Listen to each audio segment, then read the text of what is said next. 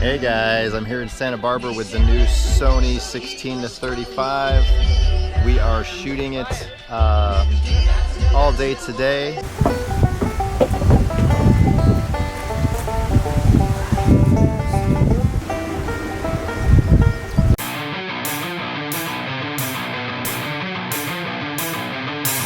Hey guys, this is Steve Huff from SteveHuffPhoto.com. I'm here today with the brand new Sony 16-35 f2.8 G Master lens, a lens many of you have been waiting for because all we've had so far for the Sony A system, the E mount, is the 16-35 f4 Zeiss /Sony, and that lens is very good. I own it. I've owned it since it came out. I use it almost every other day for video use. And I've been waiting for the 16-35 f2.8 because I even went out and bought a Canon 16-35 f2.8L version 3 that I use with a Canon C100 Mark II for video.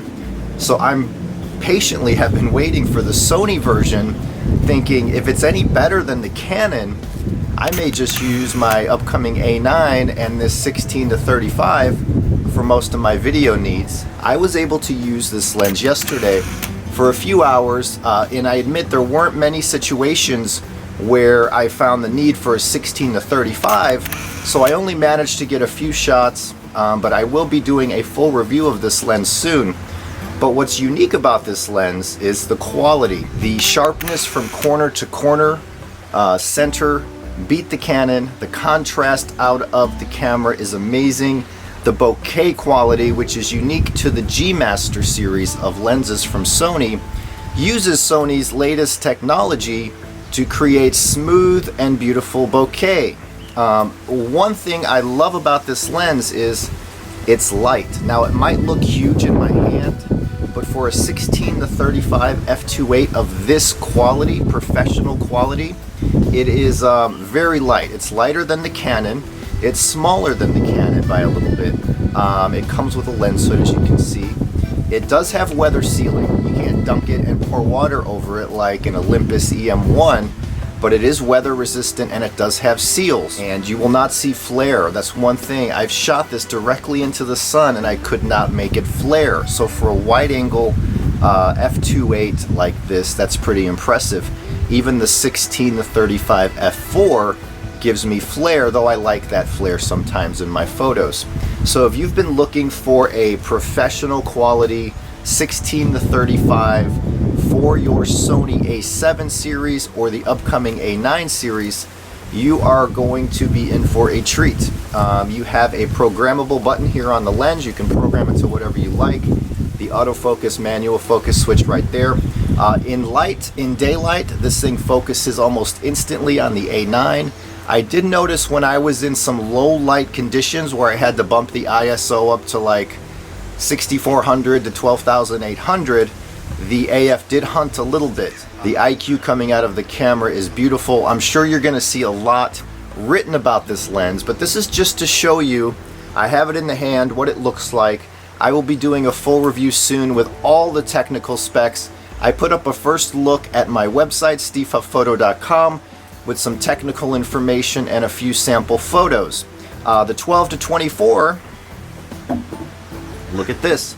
I also have the 12-24. Now this is, I think it's lighter. It's they're about the same. They're not the same probably, but in the hand they feel about the same weight. The 12-24 is a little wider and thicker. You have a little bit of a bulbous front end here, but overall it's very light, and this is going to give you extreme ultra wide 12mm to 24 with an f4 aperture. Now the samples Sony showed us of this lens were astonishing as well, and while not up to the level in my opinion with the color performance of the 16-35, this lens is gorgeous. And you know, right now there are Voigtlanders manual focus that are 10, 12, and 15. This kind of does it all. You won't get to the 10, but you'll get to 12-24. And f4, you don't have to have f5.6. So this is a jewel, though it's not cheap. $17.99, I believe, for the 12-24. and the 16 to 35, $2,200. The Canon comes in at $2,000. So this is $200 more, but you're getting a technically better lens if you're using the Sony system. Sony is really kicking some serious ass right now because they are just pushing non-stop with new equipment. The lens technology they're using in the G Master line is stunning, and I think they're out to be number one, and I think that's what they're doing. We're here in Santa Barbara, California. There's over 120 of us here. There's journalists, reviewers, influencer, artisans, collective members, and they're all shooting the A9 and some new lenses. And what a way to get the marketing out for Sony, by letting talented photographers use their gear in beautiful surroundings with models, with animals. There's all kinds of things here, events going on all day long. I don't think I will be buying the 12 to 24, but for you ultra wide fans who want an ultra wide lens, this is going to be something you really want to look at. I'll also have a review of this coming up soon. What else can I say? The Sony A9, the two new lenses, and I think this is just the beginning of what's to come this year from Sony. If you were to ask me, I think they're going to do an A9R. I don't have any inside info, that's just opinion. I think there's going to be some long telephoto primes coming. I also shot with the 100 to 400 yesterday, and that is a gorgeous, gorgeous lens. So that's new. You have the new 100 2.8 G Master that's new. There's so many new things from Sony. They're just flooding us. I like good gear. I like gear from Sony. I like gear from Olympus. I like gear from Fuji. I like gear from Panasonic. I like gear from Leica. I like all well-made, well-performing cameras and lenses that excite me and make me want to use it, and Sony is doing that for me. As a matter of fact, I was actually going through a slump all last year where nothing really was exciting me anymore. Sure, I loved the Leica SL, the M10 came out, but I've just been kind of thinking that photography, digital imaging, has hit a plateau. And now Sony comes out with the A9, which I was speaking with many journalists here, and a lot of them are saying this is probably going to be our camera of the year. And that's what I'm thinking as well. The A9 is actually pretty damn amazing. But let me show you some images really quick, or some shots of these lenses mounted to the A9 so you can get an idea of the size. As you can see, the 16 to 35 matches very well with the A9 body. It's balanced great because the lens is actually pretty light. The 12 to 24 is a little more stubby, but it's very light as well, and it matches great with the A9, which I'm glad to see Sony's not releasing these crazy lenses that are way too heavy.